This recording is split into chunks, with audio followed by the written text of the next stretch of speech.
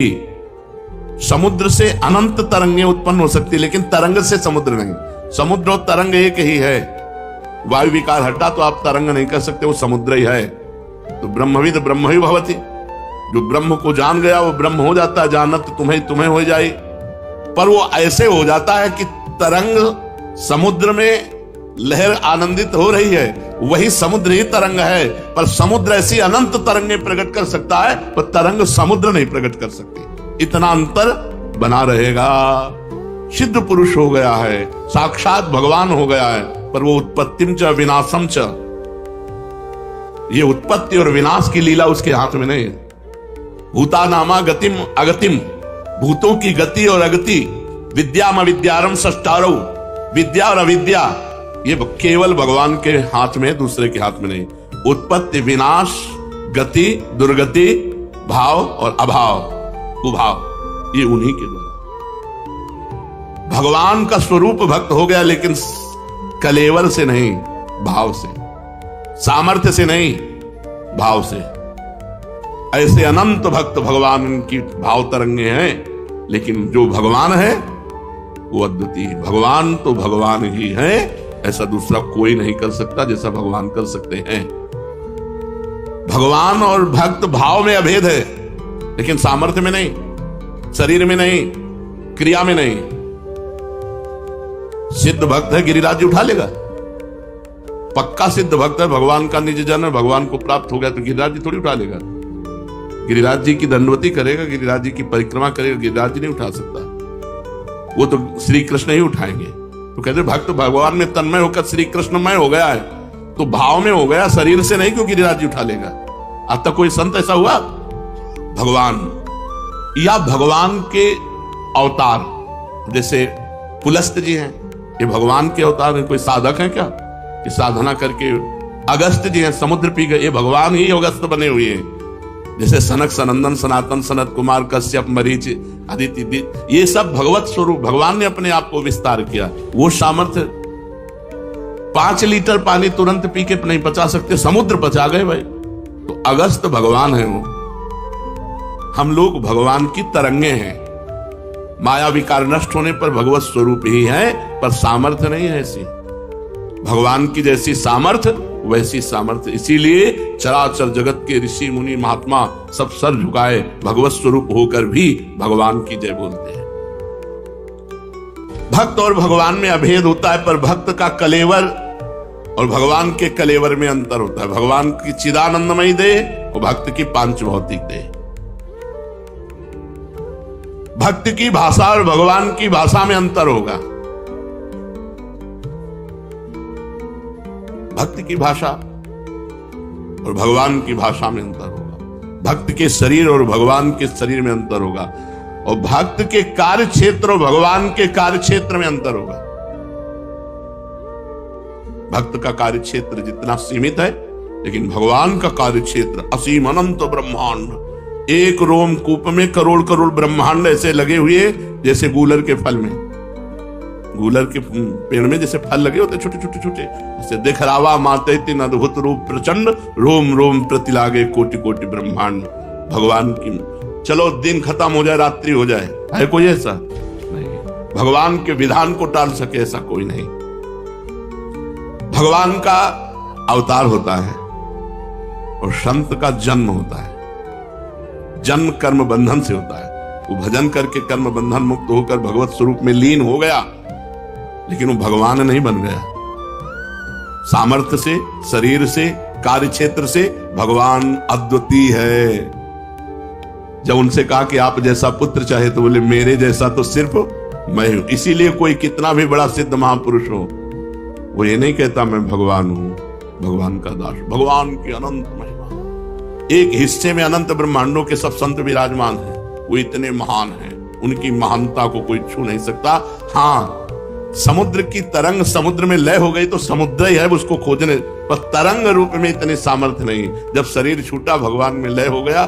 जीवित लय होने पर भी उसका शरीर, उसका कार्य क्षेत्र, उसका भाव, उसकी शक्ति भगवान जैसी नहीं हो गई। देखो ना, बड़े बड़े महापुरुषों के जीवन चरित्रों को पढ़ के देखो। जब तुकाराम जी साक्षात भगवान में लीन रहते थे, तो एक नास्तिक था, वो सत्संग में किसी आस्तिक की प्रेरणा से गया तो लुट गया। तुकाराम जी का रूप देख के, उनका कीर्तन, उनका। अब जब संत संग होगा तो फिर काम आदि की चेष्टाओं पर शासन हो जाता है। वो पत्नी से बात न करे। पत्नी को लगा कि बाबा जी से मिलने का कारण ऐसा है, महीनों से हम जल रहे हैं, हमसे बात नहीं कर रहा तो हम जलाएंगी बाबा जी को। तो उन्होंने कहा आपका तो उद्धार हो गया, हमारा क्या होगा? बोले तुम भी महाराज जी से दीक्षा ले लो। बोले दीक्षा तो तब ले जब घर लाओ। बोले प्रार्थना करेंगे। प्रार्थना किया तुकाराम जी से, उनके चरित्र में लिखा हो, तो राजी हो गए। उसने सुबह से पानी चढ़ा दिया बड़े टप में, खौलाना शुरू किया। और जब वो आ गए तब कपड़े से पकड़ करके पूरा 5-7 लीटर का जो भगोना होगा, खौलता हुआ पानी उनके ऊपर। हा विठल, हा विठल। बहुत ताप, उन्होंने महाराष्ट्र भाषा में, बहुत ताप है, मैं चल रहा हूं विठल, अपार क्लेश हो रहा है, मुझे इस क्लेश से बचाओ। ऐसे शब्दों का शरीर। और भगवान जब ब्रजवासी और ब्रज की गौवें दावानल में फंसी, आकाश तक लपटें उठ रही थी ऐसी दावानल, पुकारा हे कृष्ण रक्षा करो। तो भगवान ने जानो क्या किया, मुंह में पी लिया। भागवत में पढ़ के देखिए, आग को अपने आकर्षण किया और पूरे मुख में विराजमान कर लिया। यह सामर्थ्य किसी ब्रह्म ऋषि में या किसी भक्त में, किसी महात्मा में। कलेवर अलग है। सामर्थ्य भगवान की सामर्थ्य के समान सिर्फ भगवान है। जैसे कहा जाता है तत्वमसि, तुम ही वही ब्रह्म हो, तो तुम वो नहीं कर सकते जो भगवान कर सकते हैं। तुम भगवान का चिंतन करके भगवान में लय होकर ब्रह्म स्वरूप हो सकते हो, ब्रह्म में ब्रह्म स्वरूप लीन हो गए, लेकिन तुम कर नहीं सकते हो जो ब्रह्म कर सकता है। यह बहुत रहस्य की बात है। भगवान का भजन करके भगवान में लीन हो सकते हो, लेकिन तुम भगवान बन के मनमानी भगवान नहीं कर, जो कर गए वो तुम नहीं कर। फिर गिरिराज जी उठाना पड़ेगा, फिर कालिया का विष पीना पड़ेगा उनकी महिमा को। तो इसीलिए यहां बहुत कार्य क्षेत्र भक्त का ही रहेगा, भगवान का कार्य क्षेत्र नहीं हो सकता। उत्पत्तिम च विनाशम च भूतानामा गतिम गतिम वेद विद्याम अविद्यारम खष्टारो भगवानेति। ये भगवान के हाथ में है। विद्या अविद्या, गति अगति और सृष्टि और प्रलय, ये कोई नहीं कर सकता। तो हम किसी व्यक्ति को भगवान मानकर पूजते हैं तो क्या उचित है? बहुत पवित्र भाव, क्योंकि भगवान सर्वत्र हैं।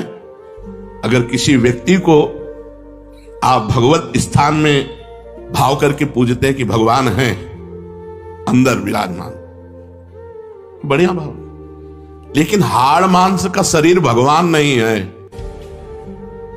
पर ध्यान रखना, क्योंकि फिर कुछ गलतियां शुरू हो जाएंगी। जो हाड़ मांस का गंदा शरीर है, इसमें भावना की जा सकती है कि इसमें भगवान विराजमान, लेकिन ये साक्षात भगवान है नहीं।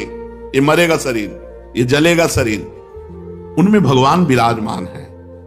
सच्चिदानंद भगवान सबके हृदय में विराजमान है। आप भाव कर सकते हैं, लेकिन अगर वो अपने को भगवान मानता है, बड़ी भूल करता है। भगवान जो शक्तिमान है, उनकी बराबरी कोई कर ही नहीं सकता। वो दंभी होगा, जो पाखंडी होगा, जो अपने को भगवान कह के पुजवाए रहा है। आप भगवान मान करके पूज सकते हो, आपका भाव है, लेकिन जिसको पूज रहे हो वो भगवान कभी नहीं हो सकता, अपने को नहीं मान सकता। वो भगवान का दास ही मानेगा, क्योंकि भगवान जैसे सिर्फ भगवान है, दूसरा कोई नहीं। हम भाव करके तो ईंट पत्थर में भी भगवान की पूजा कर सकते हैं, भाव करके पशु पक्षी में भी कर सकते हैं, लेकिन वो साक्षात भगवान नहीं है। वो कुत्ते का शरीर है और उसके अंदर जो पावर है, बिजली है, वो भगवान है। तो बाहरी शरीरों से संबंध न रखें। ये हाड़ मांस के शरीर नष्ट होने वाले हैं। जो बाहरी शरीरों से संबंध रखता है वो पाखंडी है, वो दम्भ ही है। तब तो भगवान है, और भगवान जैसे सिर्फ भगवान है, दूसरा कोई भगवान जैसा हो ही नहीं सकता। एक वो पौंड्रक वासुदेव की कथा आती है कि वो अपने को द्वारिकाधीश जैसा पूरा सजाए रहता था, और स्याही आई पोत के, लकड़ी के, सुदर्शन चक्र सब ऐसे पूरा, ये उसे वासुदेव की गति प्राप्त हुई। वो भगवान के सारूप्य मोक्ष को प्राप्त हुआ। लेकिन भगवान ने प्रगट में तो दंड दिया ना, तू भगवान नहीं मैं भगवान हूं, ले सुदर्शन चक्र। भगवान ने सुदर्शन चक्र से यहां ये बात कह रहे हैं कि आप कहीं भी भगवत भाव कर सकते हैं, क्योंकि भगवान सर्वत्र हैं। लेकिन कोई अपने को भगवान मान करके पूजाए कि मैं भगवान हूं, मैं तो सिर्फ भगवान भगवान है, दूसरा कोई भगवान नहीं हो सकता। इतनी सामर्थ्य किसी में नहीं है जो भगवान में है। अनंत सामर्थ्य भगवान में विराजमान सामर्थ्य, और भगवान की लीला का अनुकरण करने की सामर्थ्य। हाँ, कुछ लीलाएं हैं जिनको गाकर अनुकरण करके हम भाव में तन्मय होते हैं। ये जो लोग गंदी प्रवृत्ति के हैं, वो भगवान की आड़ में अपनी वासनाओं की पूर्ति करते नहीं। रास का मतलब क्या है? रस स्वरूप ब्रह्म में विलसन। बाबा का क्या बिगाड़ लिया वरुण देव लोकपाल? घुटने टेकने पड़े। जब मैं तुझे छाती से लगाए रहूंगा तो बड़े बड़े झंझावात, प्रलयाग्नि, सातों समुद्र उफान, भारी, ये सब कुछ नहीं तेरे को छुपाएंगे। ऐसा ही है, ऐसा ही करते हैं भक्तों के साथ, ऐसा ही व्यवहार इनका है। ये बात मत भूलना, क्योंकि तूने कहा है कि हे प्रभु मैं तेरा हूं, तो मैं कह रहा हूं कि तू सिर्फ मेरा है, सिर्फ। ऐसा भक्तों को थोड़ी अनुभव होता है कि भगवान के बहुत से भगत है। उनको अनुभव होता है कि प्रभु सिर्फ मेरे, क्योंकि उसके मानस पटल पे और कोई नहीं होता, केवल प्रभु होते हैं। हर समय उनका दुलार प्यार। तो ये बाहरी बात सी लगती है कि बहुत से भगत भगवान की आराधना करते हैं, ये बाहरी चेतना की बात। अंदर की चेतना में तो सिर्फ वो होता है, उसका प्यारा होता है बस। उस उपासक के नेत्रों में, मानस पटल पर, भाव निकुंज में केवल प्रिया प्रीतम होते हैं। मैं भी हूं, इसका विस्मरण हो जाता है। केवल प्रिया प्रीतम, अबाध प्रेम, बीच में कोई बाधा नहीं, केवल श्यामा प्यारी का दुलार। केवल वो हमें देख रहे हैं, हमें दुलार कर रहे हैं, केवल वो हमें प्यार कर रहे हैं, हम उनके समीप है, दूसरा कोई नहीं। विश्वास करो केवल इस बात पर, उपासक की दृष्टि के सामने केवल उपास्य देव होते हैं, और उनका प्यार दुलार सीधे केवल उसको मिलता है। कोई व्यवधान नहीं किसी का भी। ये आंतरिक विषय है, दूसरों को ही, सिर्फ श्यामा श्याम और आप। हर एक उपासक के श्यामा श्याम अलग है। वो अपने प्राण प्यारे उपास्य देव की भावना में, उन्हीं में डूबा रहता है। अब वो अपने भाव दे, आपको अगर बताए ना तो आप समझ नहीं पाएंगे। वो अपने भाव देश में प्रिया प्रीतम को वन विहार करा रहा, तो दूसरे उपासक के भाव देह में वो भोग लगा रहे हैं, तीसरा झूला झूला रहा है ना अलग अलग। एक के साथ वन विहार में, एक के साथ भोग आरोग रहे, और एक के साथ झूलन लीला हो रहे। विविध भक्तों की भावना में केवल वो होता है प्रिया प्रीतम होते हैं। केवल प्रियालाल आपके ही, केवल आपकी संपत्ति होती है। आठों पहर संपूर्ण सेवा आपकी होती है। वो मतलब तर्क वितर्क का विषय नहीं, वो हृदय का विषय है। वो जो खा रहे हैं तो फिर उसमें हम हमें स्वाद मिल रहा है, तो उस पर हम तुम्हारी क्यों समझ पाएंगे। हमारी बात समझो या ना समझो। जैसे हमारी दृष्टि में अभी दीवाल है, खंभा है, उसके पीछे जो बैठा है नहीं दिख सकता, लेकिन जो भाव दृष्टि होती है उसमें सिर्फ प्रिया प्रीतम होते हैं, कोई बाधा नहीं होती। चिदानंद दृष्टि, और चिदानंद में प्रिया प्रीतम, चिदानंद में लीला। ये बहुत हिम्मत बंधने की वृत्ति हमारे हृदय में जागनी चाहिए। कह रहे कि प्यारे, चाहे कोटि कोटि वज्रपात हो, प्रलयाग्नि हो, भयंकर झंझावात हो, विश्व ब्रह्मांड सातों समुद्र उफान में उसे डुबो रहे हो, पर तुम मत डरना, क्योंकि मैं तुम्हें छाती से लगा लूंगा। कोई भी दुख तुम्हें स्पर्श नहीं कर पाएगा। ऐसा ही आभास होता है जिसके हृदय में केवल ही होता है कि मेरे प्रभु। आपके कोई और हैं तो सहयोगी भिजवा देंगे वो, और अगर आपने किसी को सहयोगी नहीं माना है तो फिर वो जैसे माँ अपने लाडले पुत्र को छाती से लगाए डोलती है, ऐसे अनंत वात्सल्य समुद्र प्रभु अपने जनों को हृदय से लगा। ये वाणी का विषय नहीं, अनुभव का विषय है कि प्रभु कितना दुलार करते हैं। तुम समझते हो भगवान आएंगे, कभी दर्शन देंगे, कभी वो जाते ही नहीं। कह रहे हैं एक क्षण के लिए मैं अपने भक्त को नहीं छोड़ता जिसकी जिह्वा पर सतत मेरा नाम है, और वो कह दे एक बार कि हे प्रभु मैं आपका, जैसा हूं आपका, तो फिर मैं उसकी सारी जिम्मेवारी स्वीकार करता हूं। देखो तुम हमसे विमुख होकर तापित हुए हो, त्रसित हुए हो, क्षुभित हुए हो, श्रांत हुए हो, क्लांत हुए हो, विस्मरण के गर्त में चले गए हो, इस संसार स्वप्न को सत्य मानकर हाहाकार में फंस गए हो। ये केवल मायाकृत स्वप्न है, संसार सत्य नहीं है। यदि तुम नाम का आश्रय ले लिया है तो तुम्हें दिखाई देने लगेगा कि मेरे सिवा कोई नहीं है, मेरे सिवा कोई नहीं है। डरना मत, मैं पूर्ण का भी पूर्ण हूं। मैं प्रकाश का भी प्रकाश हूं। मैं शांति का भी शांत हूं। मैं आनंद का आनंद हूं। मेरे से ही आकाश अवकाश प्राप्त करता है। मैं ही सूर्य का संचालन करता हूं। मेरे ही भ्रकुट के इशारे से चराचर जगत वर्ताव कर रहा है। अब तू मत डर, अब तू मेरी शरण में आ गया है। अब आनंद ही आनंद का तेरे को अनुभव होगा। तुझे कोई नष्ट नहीं कर सकता। ब्रह्मांडानि विनश्यन्ति देवा इंद्रादयस्तथा कल्याण भक्ति युक्तश्च मद भक्तो न प्रणश्यति। सारे ब्रह्मांड नष्ट हो जाएं, देवराज इंद्र आदि ये सब नष्ट हो जाएं, पर जो मेरा नाम जप करता है, मेरे को स्वीकार कर लिया है, न प्रणश्यति, उसका नाश नहीं हो सकता। सत्य शुद्धि करम नाम, नाम ज्ञान प्रदम स्मृतम, मुमुक्षूणाम मुक्ति प्रदम कामिनाम सर्व कामदम। अंतःकरण शुद्धि करने के लिए और कोई साधन का आश्रय मत लो, केवल नाम जप करो, ये शुद्ध कर देगा अंतःकरण। ज्ञान प्राप्ति के लिए कोई अन्य साधन में मत जाओ, नाम जप करो, ये तुम्हें शुद्ध ज्ञान प्रदान कर देगा। नाम मुमुक्षुता जागृत करता है और नाम ही मुक्ति प्रदान करता है।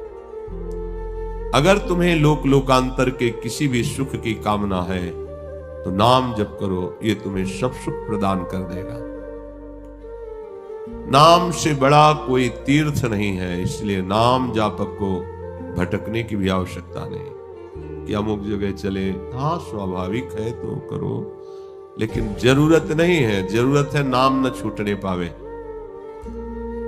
नाम परम तीर्थ है, नाम परम पुण्य है, नाम नामी से भी श्रेष्ठ परम देव है, नाम सबसे बड़ी तपस्या है, नाम सबसे बड़ा दान है, नाम सबसे बड़ा महाकर्मयोग है, नाम सबसे बड़ा परम धर्म है, नाम सबसे बड़ा परम धन है, नाम ही भक्त का निरंतर जपन करना काम है, नाम ही मोक्ष रूप है, नाम ही परम भक्ति है, नाम ही परम गति है, नाम ही परम जाप्य है, नाम ही सर्वश्रेष्ठ है। अरे ओ प्रीतम, तू अब समझ गया होगा मेरे नाम को, इसलिए नाम तुझे वर्तमान में केवल लेना है। जो अभी क्षण चल रहा है उसमें नाम जप कर, भविष्य की चिंता मत कर, भूत के लिए मत डर कि मुझसे पाप हो गए हैं। ओ प्रीतम, अब डरने की जरूरत नहीं, निरंतर नाम लेने की जरूरत है। सब चिंताएं तुम छोड़ दो मेरे ऊपर। ये अहंकारी जीव नहीं समझ पाएगा। तू जान तो मेरे को, मेरे डर से अग्नि प्रज्वलित होती है, मेरे भय से सूर्य तपता है, मेरे भय से इंद्र वायु मृत्यु अपना अपना कार्य करते हैं। मेरा शरणागत भक्त की छाया भी छू सके ये लोग, इतनी सामर्थ्य नहीं है। इन लोकपालों के लिए भगवान कह रहे हैं, मेरे भक्त की छाया भी छू सके इतनी सामर्थ्य इनकी नहीं है। मेरा सुदर्शन चक्र हर भक्त के पीछे गुप्त रूप से रक्षा का काम करता रहता है।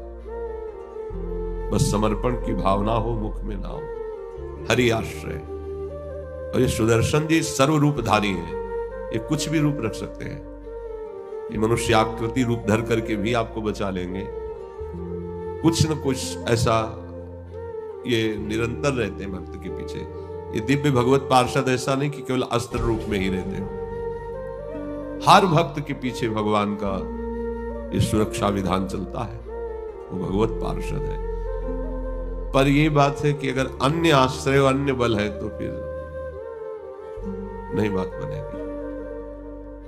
जो सरकार का विशेष पदाधिकारी होता है उसकी सुरक्षा के लिए नहीं लगा दिए जाते, वो जेठ दो क्या ऐसे है, हाँ जो सिक्योरिटी ऐसे।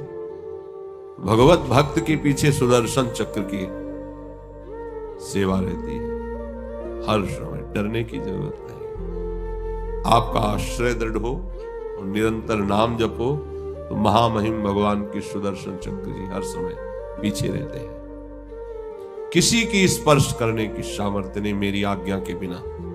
इसीलिए जब भक्त को कोई धक्का लगाता है, गाली मिलती है, तो उसको संतोष होता है कि भगवान का विधान है कोई अहंकार नष्ट करने के लिए, नहीं तो ऐसा हो ही नहीं सकता था कि कोई ऐसी चेष्टा कर सकता। कोई बात मत सुनो किसी की बात को लेकर के सोच में मत पड़ो, मेरी बात सुनो और निर्भय हो जाओ। बस तुम्हें उच्च उत्कंठा से नाम लेना है। मैं तुम्हारी जबान में नाम रूप से आ गया हूं, अब तेरे को डरना नहीं है। तेरा सारा भार ले लिया हूं, फिर भी तू चिंता क्यों करता है? तू जानता है तुमने तो मुझे अपना केवल कहा है, और मैं तुम्हें कितना प्यार करता हूं तुम नहीं जानते। सच्ची अगर वो प्यार न करे तो उनका नाम, उनका चिंतन, उनका भजन, उनके लिए अपनापन की स्थिति ये बिल्कुल नहीं रह सकती। माया बहुत मलिन स्वभाव की है। तू किसी आकांक्षा के लिए परेशान है, कामना के लिए, और मैं तुझे निराकांक्षी बनाना चाहता हूं। देखो यही हमसे त्रुटि हो जाती है। हम चाहते हैं कामना की पूर्ति और भगवान हमें निष्काम बनाना चाहते हैं। कह रहे तेरी आकांक्षा इसीलिए पूर्ण नहीं कर रहा हूं कि मैं तुझे निराकांक्षी बनाना चाहता हूं, क्योंकि निराकांक्षी ही मेरे पास आ सकता है, मेरा प्रेम प्राप्त कर सकता है। देखो मैं तुझे कितना प्यार करता हूं। जब तू मुझसे विमुख था और कामिनी की इच्छा की तो मैं ही तो स्त्री बनकर तेरे पास आया था। तुच्छ कामनाओं को जो जो तूने किया मैं ही तो वो रूप लेके आया था, मेरे सिवा कोई नहीं है। बहुत गूढ़ बात है। आपको जो पत्नी मिली ना प्रभु ही है, पुत्र है ना प्रभु ही है, वही बने हुए हैं।